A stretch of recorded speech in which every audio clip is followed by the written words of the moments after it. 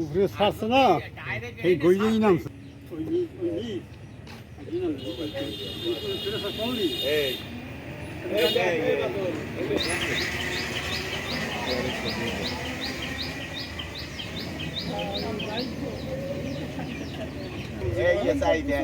আবার আরেকখান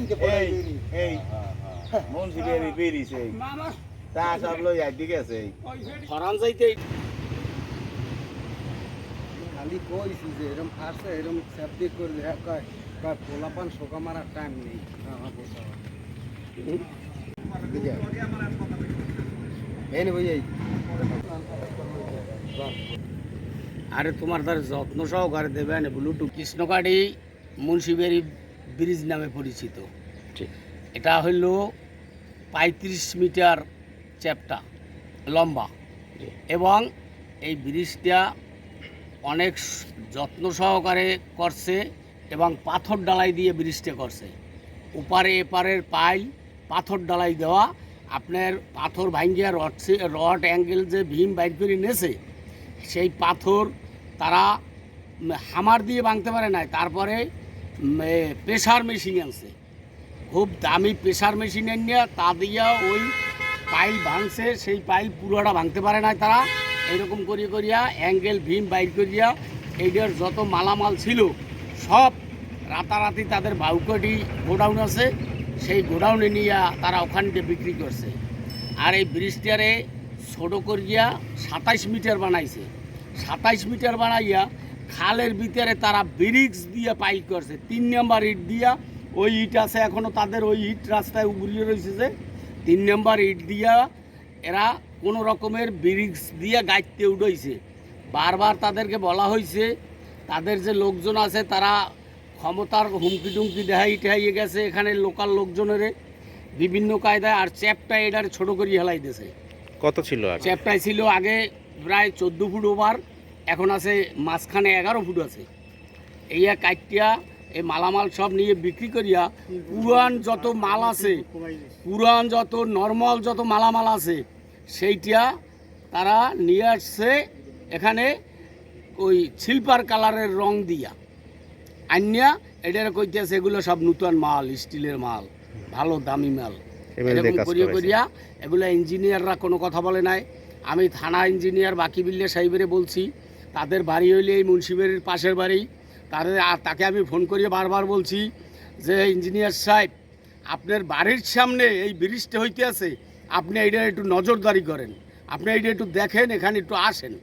কি উনি কোন সময় আসছে উনি শুনছি, কোন সময় আসে সেটা আমরা কোনো দিন দেখি নাই।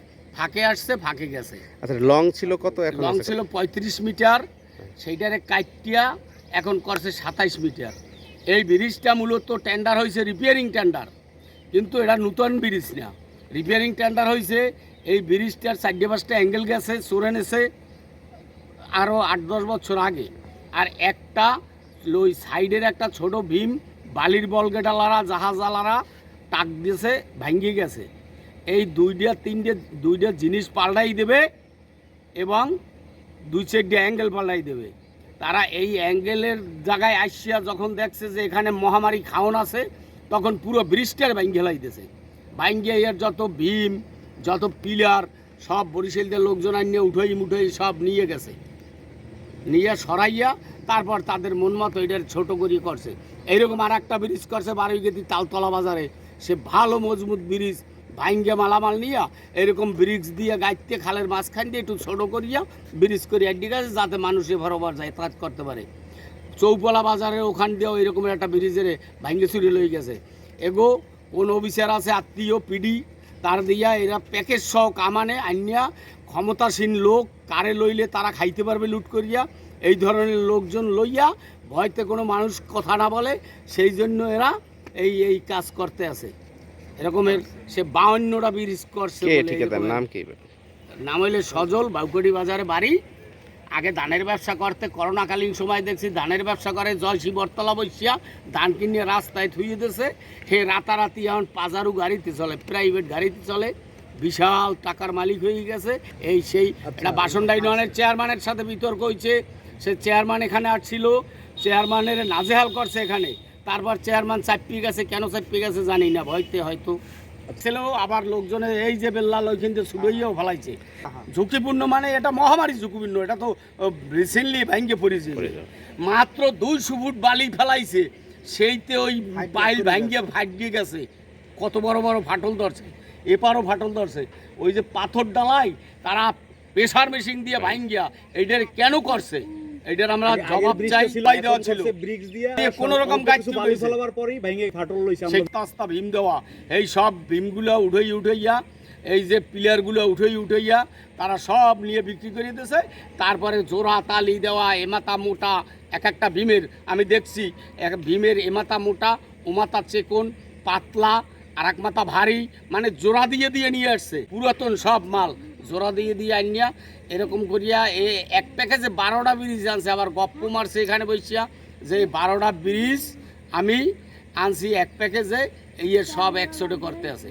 আরও বলে 53টা করছে টোটাল।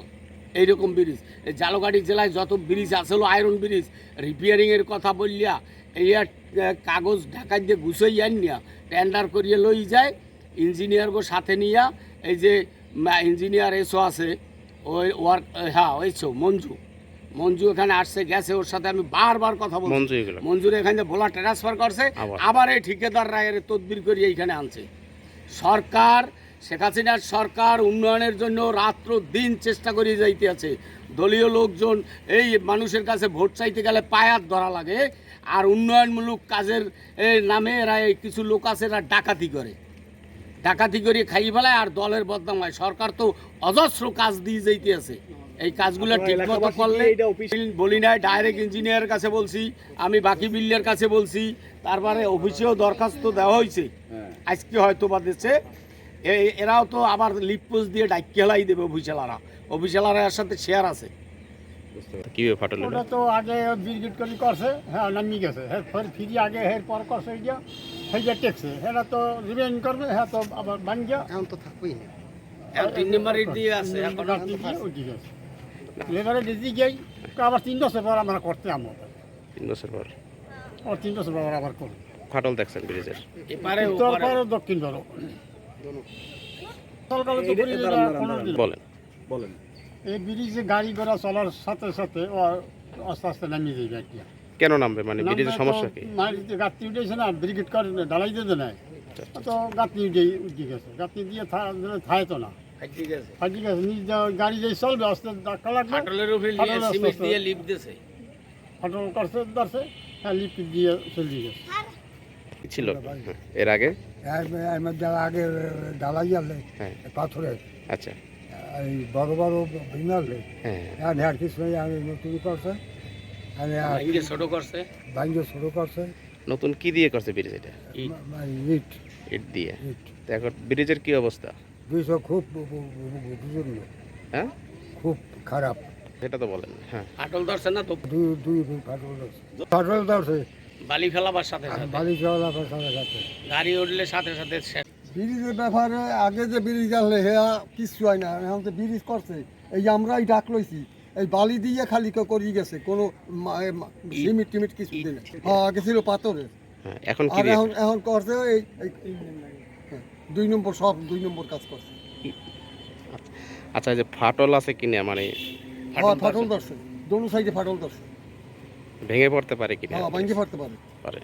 আমি বলবো ব্রিজ পাথরের ডালাই, এখন বর্তমানে ইট এবং সিমেন্ট দিয়ে যে করছে এই করায় কিন্তু ব্রিজ ওই দুইটা দিয়ে ফাটল ধরছে বালি এলাবার সাথে এবং তাদের সাথে সাথে বালিটা তখন পর্যন্ত পুরো ফালায়ও নাই না এখন ফাটল ধরছে ফাটল ধরছে। গাড়ি হইলে তো বর্তমানে যে অবস্থা দেখা এই ব্রিজে গাড়ি ঘোড়া চলতে পারে গাড়ি না। চললে কিন্তু সমস্যা হইতে পারে